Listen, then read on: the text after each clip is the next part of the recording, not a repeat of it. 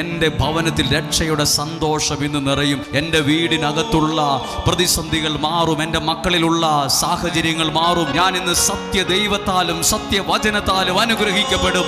ഞാൻ ഇന്ന് സത്യദൈവത്താലും സത്യവചനത്താലും അനുഗ്രഹിക്കപ്പെടും.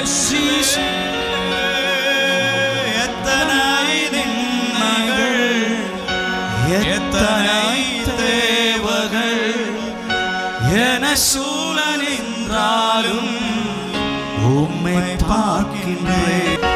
எத்தனை நின்னகள், எத்தனை தேவகள் என சூழலின்றாலும் உம்மை பார்க்கின்றேன்.